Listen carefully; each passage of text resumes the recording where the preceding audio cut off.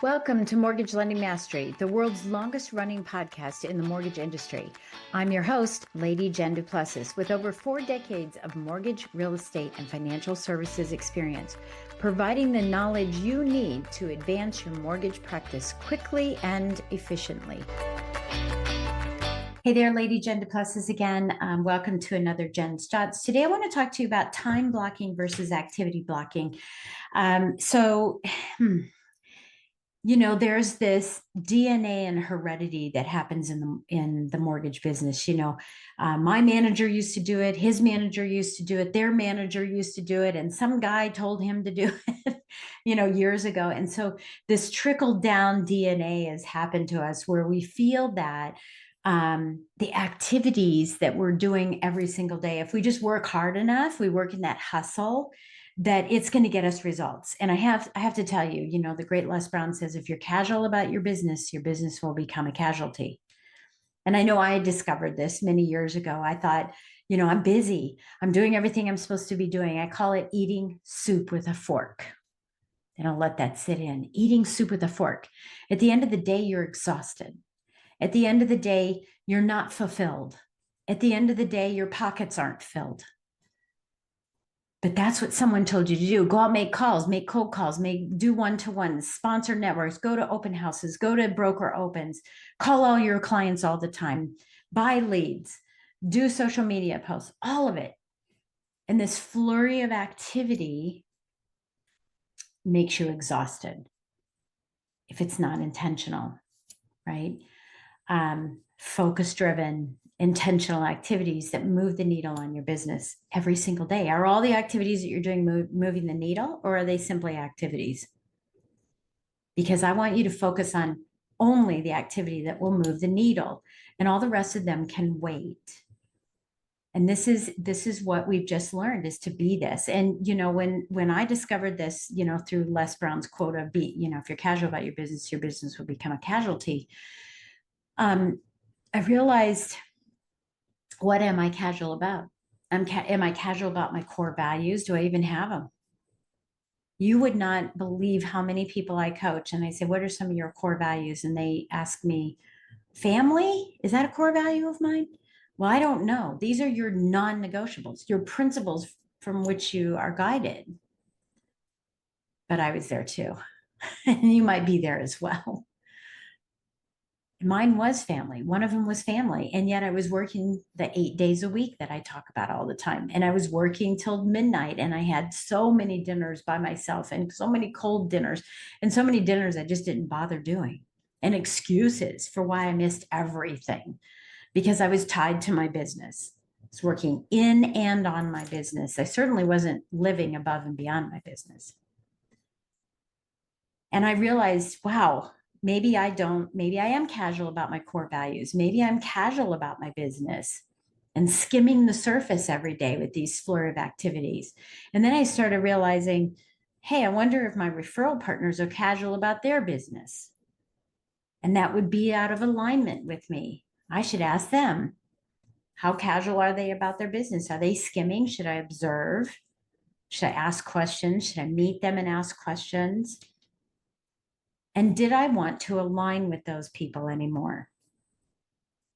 And I decided that I didn't. And I cut a lot of people out and said, wait a minute, these are my core values.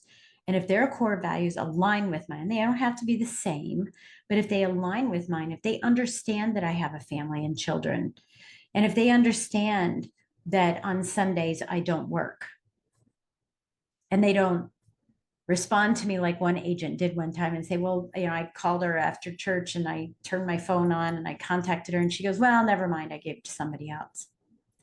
And I decided I didn't want to work with her, and I did not. And I just was done. I'm not going to work with her. She can't. And by the way, she was a Christian woman who led a youth leadership thing, and she didn't understand that and she knew this. I'm in church for an hour every Sunday. And you couldn't wait an hour, maybe 40 minutes, maybe 20 minutes, maybe 10 minutes. You couldn't wait. You don't have that kind of time in your life to be able to be working with those types of people, because it will create activity without results, an activity that just wears you down, and they're abusing it with you. Yeah. So I started looking at this and going, okay, am I casual about my core values? Am I casual about my um, relationships that I have, my business relationship? Am I casual about my vision? Am I really clear on it? And what it really led me to was, what I want is I want an elite business. And I started developing that, but I started looking up what is my definition of elite? What does, online, the Gospel of Google say about elite? And how did I want to carry myself in my business so that I was operating in an elite status? And if you've ever heard me speak on stage, I talk about this story quite extensively and what I did to change that so that I had an elite business and how it excelled and just exploded my results. And I stopped doing all these activities that weren't moving the needle on my business. I stopped working with the wrong people and started working with the right people. And I moved to a process that I now, instead of time blocking that so many use, oh, I got to time block stuff. And then the time comes and goes, right? We didn't really do anything in it. I started focusing more on the activity blocking, and it was intentional activity blocking. I call it priority management, where I was managing my priorities instead of everything being a priority. And the priorities were quite every single day. And I still do this today. Every single day I question, okay, these are my priorities, but which one will move the needle on my business? Because I do that one first. The rest are still priorities. I still have to send this email. I still have to do something. I still have to do these recordings, right? Which one is going to move my business, the needle on my business today? Do that one first and then move on to the rest of them. And so this is called activity blocking, but it's done in a way where you're doing priorities first, not all the junk stuff. And when you do activity blocking, yes, it's a time block, but it's not just a time block without a list of important priorities to take care of. It is intentional. And I do these activity blockings every single day. So every morning I have an activity block moving the needle on my business. And then I have another activity block that is for the rest of the priorities that I need to get done, but aren't necessarily moving the needle on my business. And hopefully that makes sense because yes, you could do 10 things that move the needle on your business. Great. Just one of them has to get done first in its own block. The others can get done in the secondary block. If we look at time blocking, and I don't believe in time management. I believe in priority management because we can't manage time, but I can manage my priorities in a block of time where I have a list of the activities I want to do that move the needle in my business first and then take care of my clients second. Because if all you're doing is taking care of your clients, you're soon going to look up and you're not going to have a business. So think of it in terms of activity blocking so it doesn't drag you down. It doesn't anchor you out. Oh, I hate that time blocking stuff. No, this is activity blocking. But again, not the activities that are eating like it's like eating soup with a fork. You want these to be super intentional, super focused activities.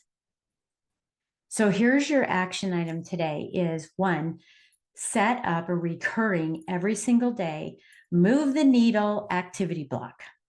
Move the needle activity block every single day, same time, before or after your huddle, I would probably do it before the huddle with your team every day. Because after the huddle, you might have to take some very specific actions with clients that aren't providing documents, aren't responding to phone calls. You have some things that you have to do, restructuring alone. So do it before the huddle. What is this one thing that I need to do today that you've been, saying, gosh, I have to do a testimonial for a real estate agent because that'll move the needle on my business because now the law of reciprocity will come back and they'll think, oh, that has to be done. Or what will move the needle on my business? Learning a new product. What will move that needle? Or calling 10 people, right? The first and 10 do it again. That moves the needle and inviting them to an event that you have. That will move the needle. Then go to your huddle, and then the rest of your day, you can do some other work. So first thing is do your move the needle time block every single day. And every day you're going to be going in and editing that time, that activity block. And in that activity block, you're going to say, what is the thing you're going to do today to move the needle on your business? And it might not be an actionable item. It might be writing your bio in a way that doesn't look like everybody else's bio on every single website that you see. They're all the same, right? It might be changing your bio so that it attracts people, and that's moving the needle on your business. The second thing I want you to do is create another activity block where you fill in for all the rest of the activities. You're only going to do these a couple times a day where you're focused on getting things done instead of trying to get everything done all day long. This will open up your schedule for you to make phone calls to clients and see how they're doing, to do annual reviews, to schedule one-to-ones with real estate agents and other referral partners.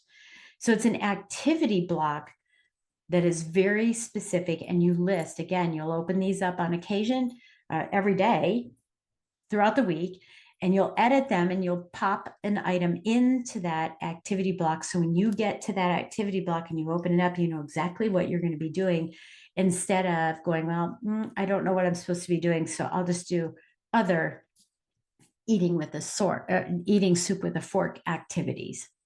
So I hope that's helpful. Again, I cannot wait. Whenever we post these things, I love seeing the comments below. So I'd love to see the comments on how you implemented this. What did you discover?